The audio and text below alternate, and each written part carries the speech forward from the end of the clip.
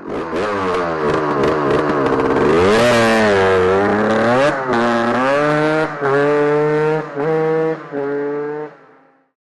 guys, welcome to another episode. Today we'll go for a ride in the hills and I'll give you a review of the KLR 650 and if it could be a good purchase for you. Let's go.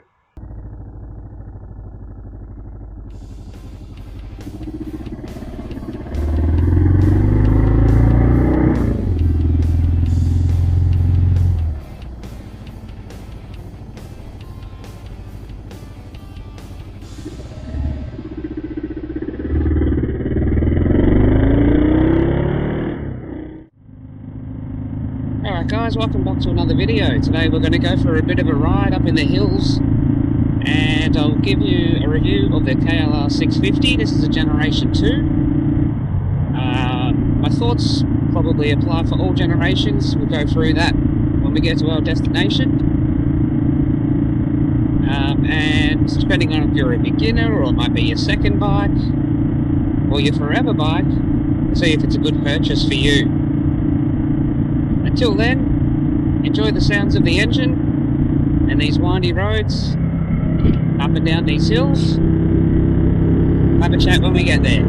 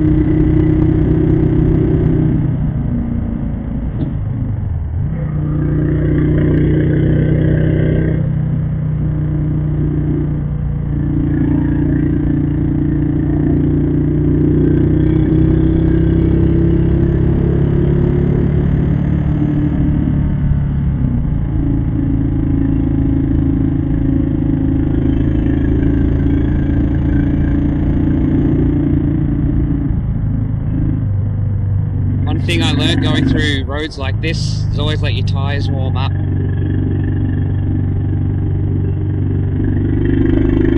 If you don't let them warm up, they're more prone to slide out from underneath you.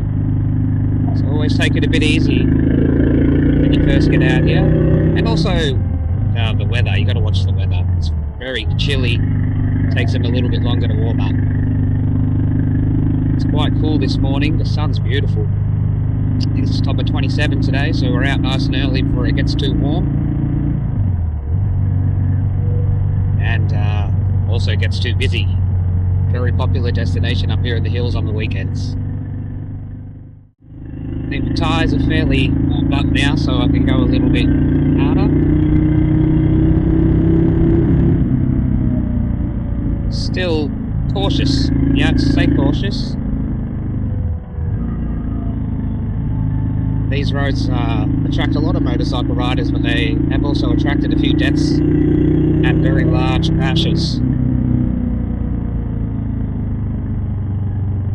And you can see why, they're just so fun.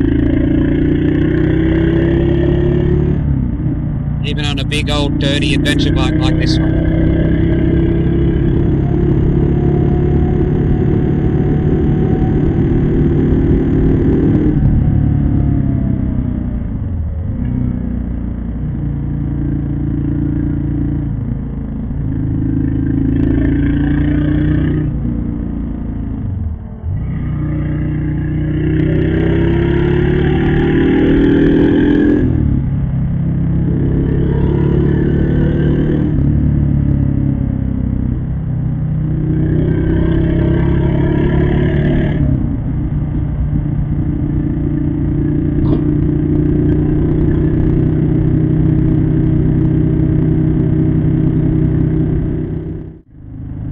Alright guys, so we'll head into a little place called Emerald. It's a well-known little place around here. It does get very busy on the weekends. It's mostly known for its Emerald Lake. You take the little paddle boat things on the water and have a nice picnic in there. There's plenty to do and see up in the hills, southeast Victoria. So I'll show you around a bit there and we'll do a review of the bike.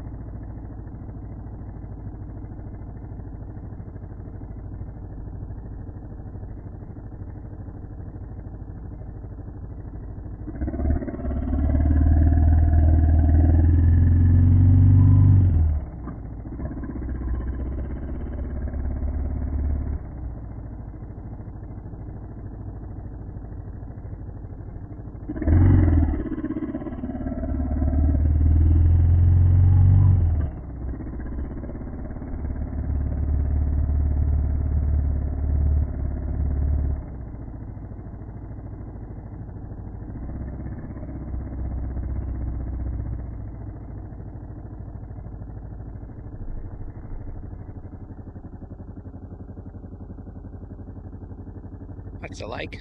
They're not open yet. But you can push around, I don't even know what they're called. They're big, I wouldn't say boats, but you got to pedal them. They've got 3 big wheels, like tricycles that go on water, basically. Yeah, very nice place to bring the kids. There's a park up the back there.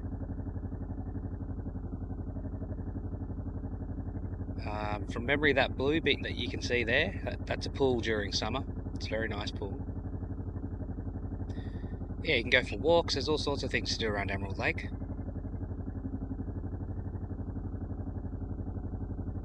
Alright, let's go do the review.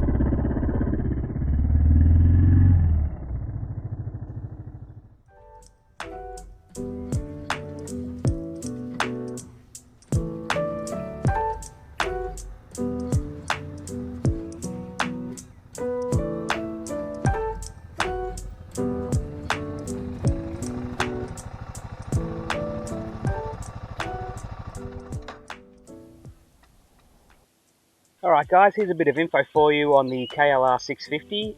Might help you make up your mind whether to purchase one or not. So Kawasaki KLR 600 first came out in 1984 to 1986. The Gen 1 KLR 650, 1987 to 2007, they were very popular. The Gen 2, which is what this one is, 2008 to 2018. Again, very popular, very reliable. They had a bit of a break from 18 to 22. They brought out the Gen 3, 2022 to now. And the only real big changes were the looks, got changed a bit of tech, and they also made them fuel injection. So the Gen 1s and the Gen 2s are carby. This is a Gen 2. There's plenty of them around, some very good ones to be found. So the engine is a 651cc single-cylinder, dual overhead cam, liquid-cooled 4-stroke engine. Behind it, 5-speed transmission.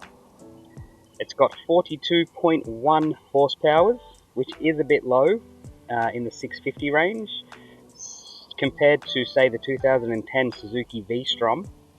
Has 66 horsepower. It's a twin-cylinder engine. They are fairly quick, probably more comfortable on the road, but as soon as you get off-road, not as good as the KLRs. The KLRs are very, very good off-road. The old KLRs, they're very reliable because they have very low compression. They're just a happy engine as long as you keep the oil up. The weight is 194 kilos with fuel, which is fairly heavy, but it's also, adventure bikes are average for 194 kilos would be in the ballpark for an adventure bike. They are heavy. The fuel capacity is 23 litres, so it's plenty big enough. The seat height is 35 inches or 889 millimetres, and they, like I said, they are known to use a bit of fuel, but in my experience, very minimal. So this is a 2010 Generation 2. The mods that I've done to it, heated grips, which I would definitely recommend for winter or cold climate. It makes the palms of your hand a lot warmer, stops the fingers from going numb. The higher windshield, which was $95. The throttle controller I got put on when the heated grips went on. I just gave it to a shop, a couple $100. Made a world of difference. That throttle controller on long trips, give your right arm, right hand a rest. It's so good. I would recommend a throttle lock. The foot pegs, $75 for these foot pegs. The standard ones are fine, but as soon as you are riding in the rain or you go off-road and get wet, they just get so slippery, and that's why a lot of people change them, and that's why I changed them. As soon as it rained one time, I was slipping off them all the time. I was like, that's why. So I changed them. $75, well worth it. I got the luggage bag. You can find them on Marketplace anywhere from $75 to $150. All different ones. I have the RJ one. Comes in very handy. Would recommend a luggage bag. Crash bars and bash plates. There's so many online. You just pick which one you want. You can go real expensive. You can go a bit cheaper. I think they'll all basically do the same thing on a light crash. Just save it. Even if you tip your bike over in the driveway, it's great to have the crash bars. Better than hitting your fairings. The tyres, I just put 50/50s. The most off-roading I'll probably do on this is a dirt road. I have my dirt bike on the channel, as you know. That's what I'll take to go dirt bike riding. But if I hit some dirt road, I don't want to have to worry, so I just got 50/50 tyres. And they've been fine. They've got enough grip in the wet. Definitely not great for going off-road. But if you do hit a dirt road, you just have to be cautious and they'll get you through it. The lowering links, 1 to 2 inches if you need. They were $57, I think. Definitely worth it. I'm 5'10", and this thing was on my limit. I think 6 foot and up you'd be fine. Anything under 6 foot, you might want to start thinking about lowering it a little bit. I did the high flow funnel web air filter for $40, but I just did that, tried to get a bit more responsiveness, which it did give me that. But if you're going to go on dusty roads, dirt roads, I would recommend a uni filter. They are the best filter, and they are $65. The other mod was a quad lock. When I first got the bike, I put a cheap phone mount on it, and I think it went for about a week or two, and the camera in my iPhone actually broke from the vibrations of the bike. So definitely recommend a quad lock with the vibration dampener. Buying that is going to be cheaper than fixing the camera in your phone, which this is an iPhone. The price points on the Gen 2s are very vast. You can pick up cheap ones that will need some work. If you want to bring one back from the dead, go for it. They're great fun to work on and you will learn a lot, and they're not that complicated. But you can also push up to the $6,000 mark and get one in top-notch, low kilometers, all the mods, everything you need. You probably won't have to touch it, just maintain it. So again, that's a choice for you guys to make. Do you want something to work on, or do you want something to jump on and ride? The common gripes that most people have about these bikes is highway riding can get tiring fairly quickly, as the bike does vibrate a bit, and you can fix that a little bit with handlebar dampeners, foot peg dampeners. I personally haven't done it. It doesn't bother me too much. It's a motorbike. It's going to rattle. That's how I see it anyway. Other things, I would definitely recommend getting the steering lock, because only 5-gear transmission means you're constantly holding the accelerator to stay up where you want in the 100 and above sort of mark. You got to constantly sort of keep your arm working forwards and backwards, because you don't have that 6th gear to click up and just sort of relax and putt along. But yeah, the other one is they have been known to use a bit of oil. Like, they're all different. Some are worse than others. This one seems to be pretty good. I would say it uses as much as a car, really. Like, I just top it up every now and then, and by the time you've topped it up enough times to go through the oil you have, you're probably due for an oil filter change anyway. So don't let that sort of shy you away from these bikes. They're not as bad, I've found, as everyone sort of makes out. Look, all in all, I'd say they're a good choice, especially if you don't want to spend $12,000, $13,000 on a big adventure bike. Also, they are very good to learn on before you go out and buy a KTM 1290 Adventure. Those things are just so quick, and they can be very dangerous if you don't know what you're doing. But albeit they are a better bike, comfortable, more comfortable. They'll do everything this will do, and more. But look, I'd be happy to recommend these bikes. The other two things I would look out for is if you're a bit smaller and you drop this in your driveway, they're very heavy to pick up. Like, I struggle. They're right on my limit. They are, yeah, very heavy. Once they're on the ground, yeah. One time I thought I couldn't pick it up. That's how heavy they are. I did get it up. You gotta give it a few goes. It is very heavy once they're down. And also, in saying that they're heavy, they are quite heavy to push around your garage too, so you got to watch out for that. But other than that, definitely put them on your list. They're worth a look. Go test ride one, see what you think. The minute I test drove this one, or test rode, sorry, I loved it. I deliberately didn't purchase it on the day because I wanted to give it a bit of time. So I went and actually looked at a few other bikes, called the guy and said, hey, have you still got it? Yep, went and picked it up and never looked back.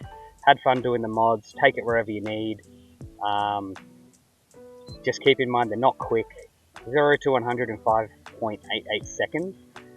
Whereas if you look at like a Porsche Cayenne GT, they do it in 3 seconds.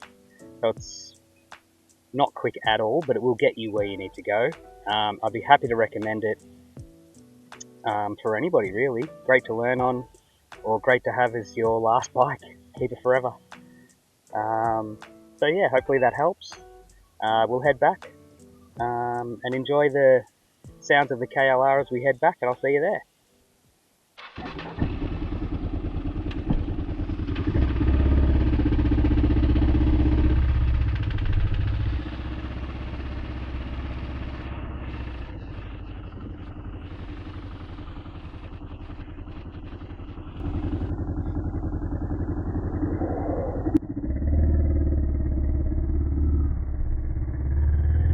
Alright guys, well hopefully that helps, gives you a bit of info on the KLR. We'll head back. Let you enjoy some soothing sounds of the big thumper. So enjoy.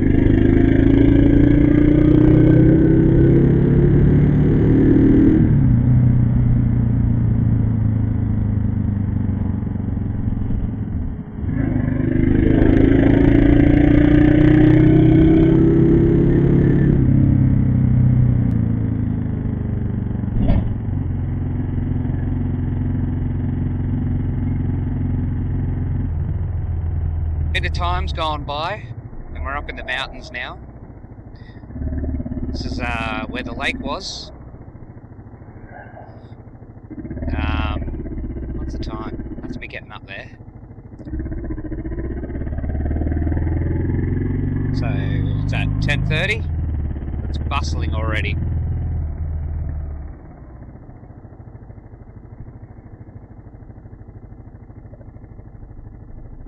Very popular on the weekends, this place.